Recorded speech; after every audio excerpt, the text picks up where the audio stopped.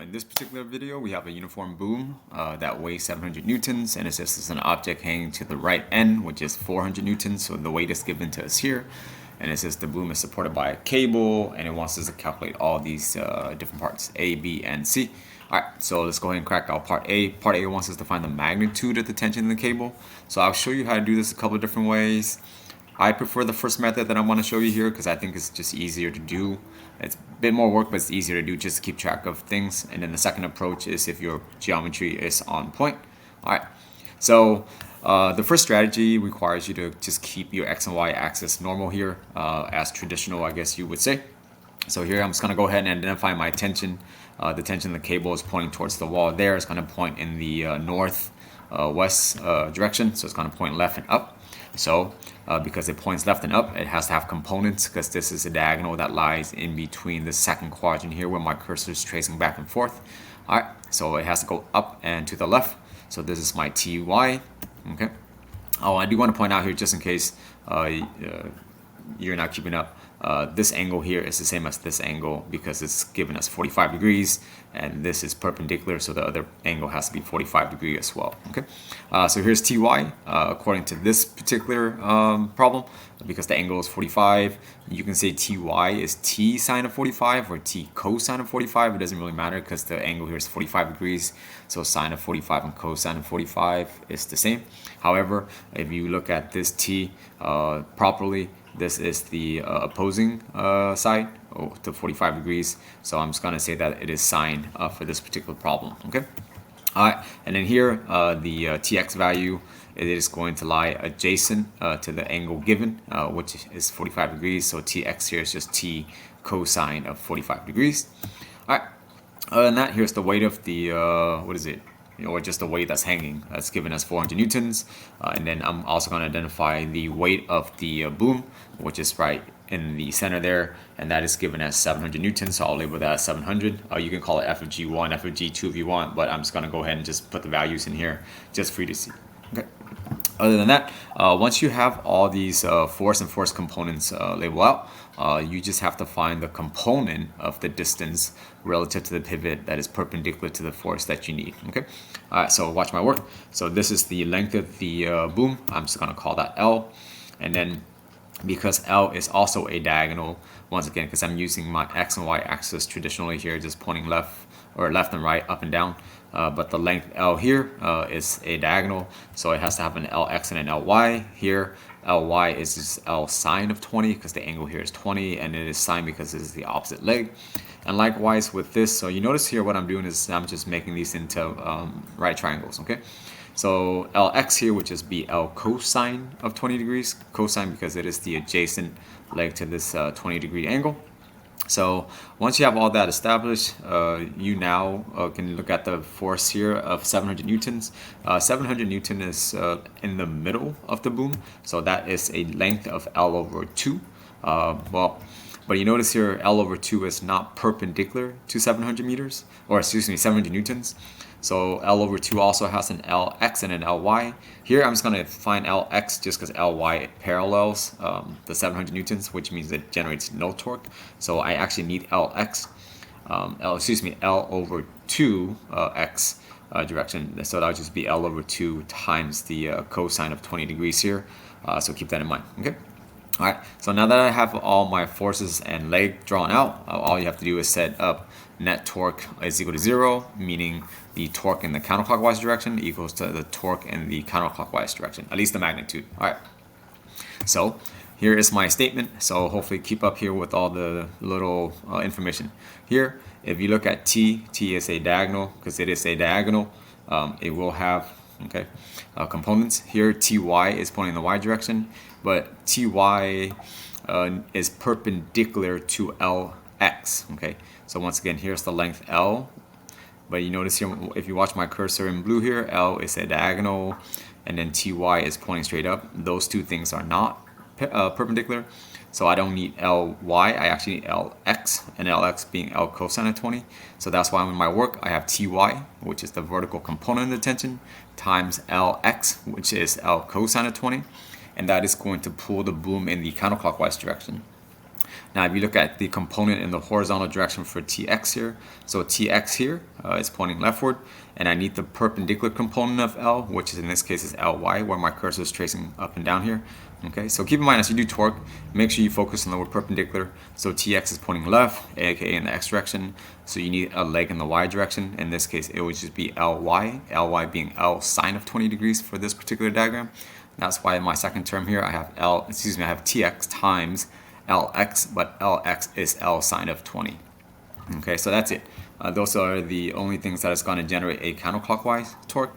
And then if you look at the weight of the hanging mass here, the weight is given as 400, and that's pointing down. Well, if it's pointing down the Y direction, you need a leg that is in the horizontal direction.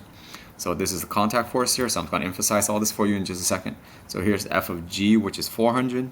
I need Lx because that is perpendicular to the 400. Okay. Hence, in my work on the right side, the 400 Newton hanging mass will generate a clockwise torque, and I want to times that by Lx, which is L cosine of 20. And then last but not least, if you look at this 700 Newton, the weight of the boom itself is pointing down the Y direction.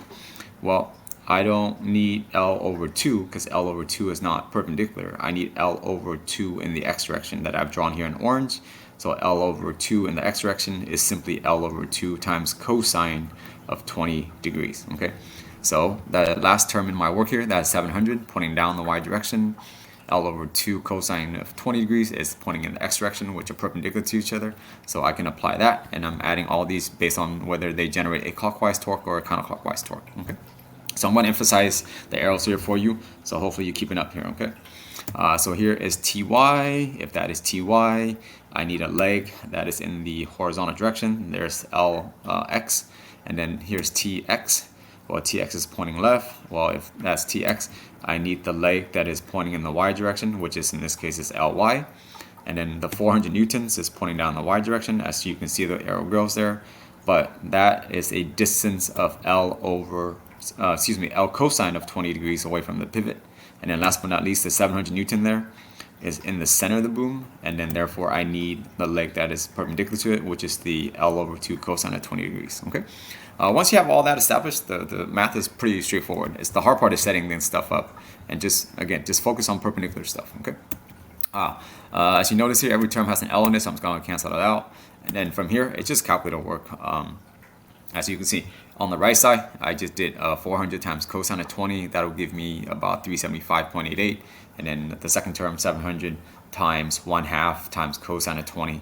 That'll give me about 328.89. And then on the left side, for Ty, well, in the diagram, Ty is simply T times sine of 45. That's why that term is there. And likewise with Tx, I just substitute out Tx for T cosine of 45. So watch my cursor here. Earlier I made that statement, Tx and Ty are components of T, so it's just sine and cosine of the hypotenuse, okay? So as you can see here, the only thing really unknown is just T, because sine of 45 and cosine of 20 is just some number, and then likewise cosine of 45 and sine of 20 is just some number. So I'm just going to simplify that on my calculator and add the two terms together. So if you simplify this, sine of 45 times cosine of 20, that'll be about 0.6645, and that has a T in it because T is the variable that we're asked to find. And likewise on this second term here, cosine of 45 times sine of 20 is simply 0.2418, and that T remains in the term. Here we combine like terms and then just divide it to get T. So if you combine the left two terms with the has to T, you get about 0.9063 T. To get T by itself, divide both sides by 0.9063, and that'll give us a magnitude of about 777.73, okay? So that's the answer for part A. Now the other strategy to do part A, that I don't mind, but it's up to you how good your geometry is, that is to tilt your axis. So here in this particular diagram, the axis is tilted, so the x-axis lies on the boom, perpendicular to the boom is your y-axis. So here's F of G for the boom at 700, because it now is a diagonal. If your incline knowledge is solid, this uses the same kind of geometry here. The angle given here is 20 degrees, so if we draw F of G, this angle between the 700 and the dash component, that's also 20. So therefore that would just be 700 times cosine of 20 because it is the adjacent leg. Okay. And likewise with this arrow here, this arrow points towards the pivot, and that is 700 times sine because it is the opposite leg of the 20 degrees. And then you notice here that I'm going to go ahead and take out what I don't need, okay? So why you can find the component, I don't need it. The only thing I really need is to keep the 700 cosine of 20 degrees because it is perpendicular to the L over 2, okay? And then likewise here with the with the 400 newtons hanging weight. So here's the 400, but once again, it lies in between the X and Y axis. So the weight itself now has components. That is the 400 times cosine of 20. Again, because the angle between the boom and the horizontal axis is 20, we say the angle here between the Y axis and the hanging block is also the same due to geometry. Okay. All right. Other than that, here is the 400 times sine of 20. But I'm going to go ahead and take out the 400 sine of 20 because I need stuff that's perpendicular. This component here is parallel to the boom, which generates no torque. So I'm going to go ahead and take it out of the diagram just to help you kind of visualize this stuff in a bit. Okay, I'm also going to take the 400 newtons because that's not perpendicular as well. So the only thing I really need to keep is the 400 times cosine of 20 here because it is perpendicular to the length L. Okay, so because it lies on the y-axis, L now lies on the x-axis, so those two things are perpendicular. And then last but not least, let's go and do T. So T here, you notice, again, it's not in the x-axis or y-axis. It is a diagonal, but I can break that up into Ty and Tx. So here's Ty. But before you do Ty, hopefully your geometry is solid. Watch my cursor. This angle that I'm tracing back and forth here between the horizontal dash axis and the length of the boom is 20 degrees. So therefore this angle is the same. So it's touching the boom and it's also touching the horizontal axis. So if this is 20 degrees, this has to be 20 degrees. Well, the angle between the x-axis and the y-axis is 90 degrees. But if you add it up, 20 degrees plus 45 degrees, that already makes 65 degrees. So the other angle that is left over where I'm going back and forth here is 25 degrees. Okay. So if you need to listen to that again. Therefore, I can say Ty in this case is the adjacent leg of this 25 degrees that's left over. So because it is the adjacent leg, I'm going to say that as T times cosine of 25. And then the other leg would just be T times sine of 25 because it is now the opposite leg of this 25 degrees reference point. All right. However, I'm going to delete stuff that's not perpendicular. Okay. I'm only going to keep stuff that's perpendicular. Excuse me. So here's Ty, and Ty is perpendicular to L because L now lies on the x-axis. So once you have all this, it's pretty straightforward. Okay, once again, just keep in mind, take the force as perpendicular to the moment of arm that you're interested in. So here, same statement, torque in the counterclockwise equals torque in the clockwise direction. So here, it will be Ty times the length L because that is perpendicular, that's 90 degrees, and that's my first term on the left side, and that will generate a counterclockwise torque. However, if you visualize here, the 400 cosine of 20 degrees right here, where I'm tracing back and forth, right? Okay, that is down in the negative y direction. Well, how far is it away from the pivot? It is also a length L away. So on the right side, I have 400 cosine of 20 times L because that will generate a clockwise torque. And likewise with the 700 times cosine of 20, this 700 times cosine of 20 is placed at the middle of the boom, which is a distance of L over 2. But L over 2 right now is already on the x-axis, and then 700 times cosine of 20 is on the y-axis, which is perpendicular. That's why the second term on the right side that generates a clockwise torque is also 700 times cosine of 20 times L over 2. As you can see, L is in every term, so I'm going to cross that out. I'm going to go ahead and expand Ty though, again, because part A asks us to find T, not the components. So I'm just going to break it up. Ty is simply T cosine of 25 degrees because that is referencing the y-axis here and the 25 degrees earlier that I showed you how to do just using subtraction. Okay. On the right side, we simplified the two terms and add them up. You'll get about 704.77. And as you can see here, the only term that's unknown is T. You can just divide both sides by cosine of 25 to get T. And if you do that correctly on your calculator, you should get 777.63 newtons. As you can see, the magnitude is the same. All right, so that's that. Hopefully pick a strategy that you like, okay? It can be a little confusing, but as long as you just keep in mind perpendicular stuff. Your force has to be perpendicular to the moment of arm that you're interested in. All right, Let's do part B.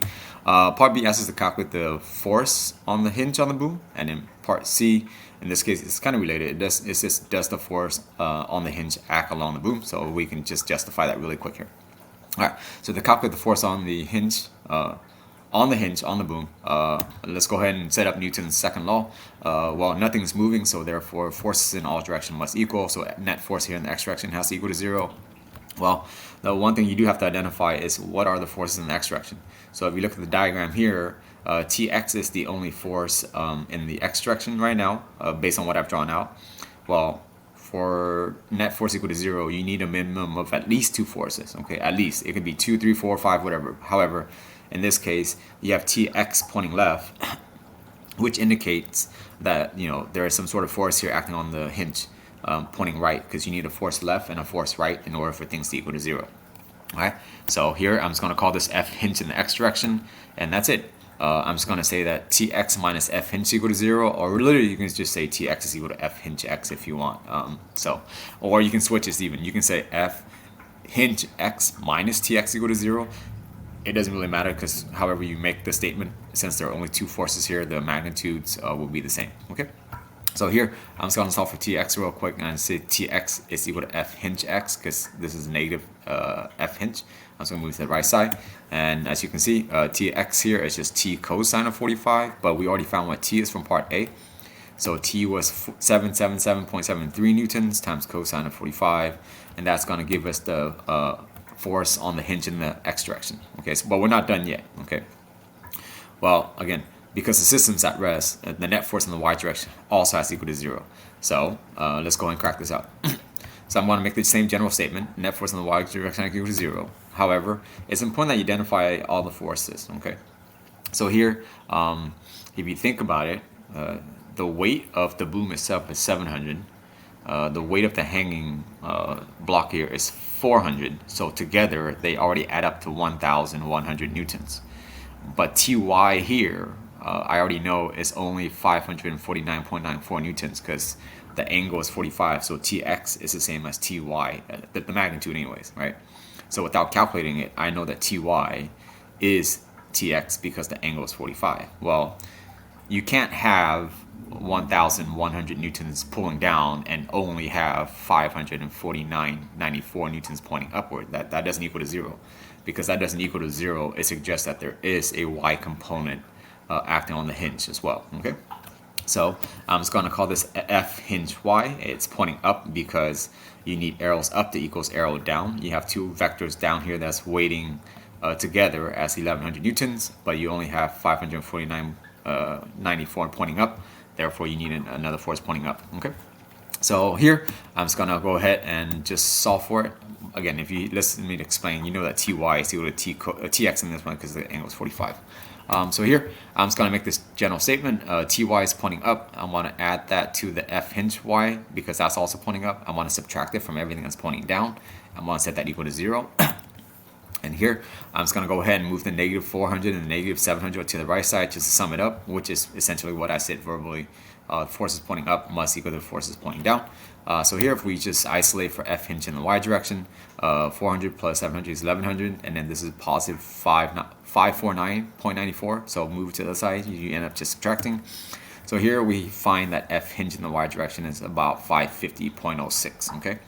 Well, now that we have the horizontal and the vertical component, we can just really just do Pythagorean theorem here. So I'm just going to say F hinge. Oops, I forgot an E there in the hinge, but just ignore that because that's just subscripts. So F hinge x I already found, which is 549.94. We're going to square that because we're doing Pythagorean theorem. I just found F hinge in the y direction is 550.06. Square that, and then to find F hinge, square root the sum of these values on the right. And if you do that correctly, you should get a value of about 777.82 newtons. But you're not done yet because force is a vector, and it didn't use the word magnitude. You have to find the direction. So here, if you watch the left information here, so this is what I just found, not drawn a scale, right? Not drawn a scale at all. I just found the diagonal, the hypotenuse of these 2 forces by doing Pythagorean theorem. Well, force is a vector, so I need to give it a direction. The direction, again, unless otherwise stated, I'm just going to reference the horizontal axis here, and that theta is super easy to find. All you have to do is just do tangent, okay? or inverse tan, excuse me. So to find this angle that's missing, I can just do net force in the y direction over net force in the x direction, or in this case, it will just be F hinge in the y direction over F hinge in the x direction, because tangent is rise over run, or y over x. And to solve for theta, I just need to do inverse of those two values that I found, F hinge y here, and then F hinge in the x. Other than that, if you plug that in correctly on your calculator, so if you do tan inverse of these two quantities, you'll get 45 degrees. So the angle here is 45 degrees. So the proper way to say the answer of part B would be the magnitude is 777.82 newtons, 45 degrees above the positive x-axis, or 45 degrees northeast in terms of direction. Okay, so that's that. So I'm just going to highlight the magnitude here. All right. Other than that, let's do part C. Part C said, or asked us, does the force on the hinge act along the boom? Well, the answer is no. The boom makes an angle of 20 degrees relative to the x-axis as given in the diagram. And we just found that the force acting on the hinge is 45 degrees above the horizontal axis. So the answer for part C is definitely no. All right, I hope that helps. Stay nerdy. Don't be whack.